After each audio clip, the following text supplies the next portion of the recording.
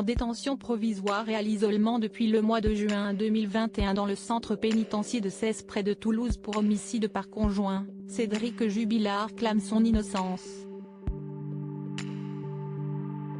Il dément être impliqué dans la disparition de son épouse Delphine survenue en décembre 2020, la mère de leurs 2 enfants Louis et Elia et avec laquelle il était en procédure de divorce. Depuis, les mois passent et son entourage continue de chercher une trace du corps de l'infirmière de Cagnac-les-Mines, tandis que les avocats du suspect numéro déposent régulièrement des demandes de remise en liberté, toutes rejetées pour le moment. La révélation d'une nouvelle expertise technique du téléphone de la jeune femme, toujours introuvable, vient de son côté ébranler encore une fois la défense du peintre plaquiste de 34 ans.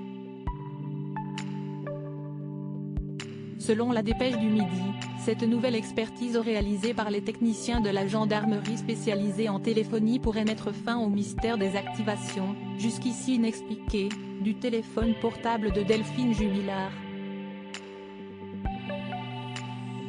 Lorsque la trentenaire disparaît dans la nuit du 15 au 16 décembre 2020, son téléphone Huawei Page 30 Pro est activé à 6 reprises de minuit 7 à 6h52, une manipulation qui ne peut être le fait que d'une intervention humaine. D'après les documents de l'analyse, son appareil se situait à ce moment-là dans une zone comprise au cœur même du lotissement de la rue Yves-Montand.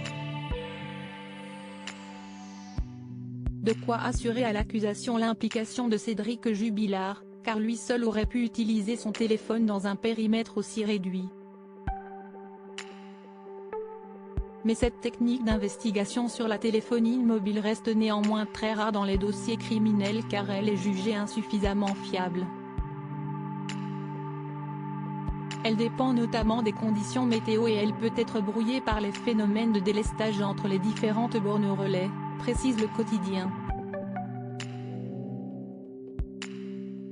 En l'absence d'autres indices et surtout de traces du corps de Delphine Jubilard née au Saguel, les enquêteurs prennent très au sérieux ces éléments. D'autant plus au regard de la dernière activation du téléphone de sa femme, à 6h52. Pour Maître Martin, Franck et Alary, avocats de Cédric Jubilard, cette théorie incriminant leur client ne tient pas. À 6h52, Cédric Jubilard se trouvait en présence des gendarmes donc il ne peut pas, à moment-là, manipuler le téléphone de sa femme. Il ne possède pas les codes pour l'activer, ont-ils déclaré à la presse. Entendu par les juges d'instruction au palais de justice de Toulouse ce 23 septembre, celui qui est considéré comme le coupable idéal nie toujours toute implication, tandis que son conseil répète que le dossier est vide de toute preuve véritablement à charge. Cédric Jubilard reste présumé innocent des faits qui lui sont reprochés jusqu'au jugement définitif de cette affaire.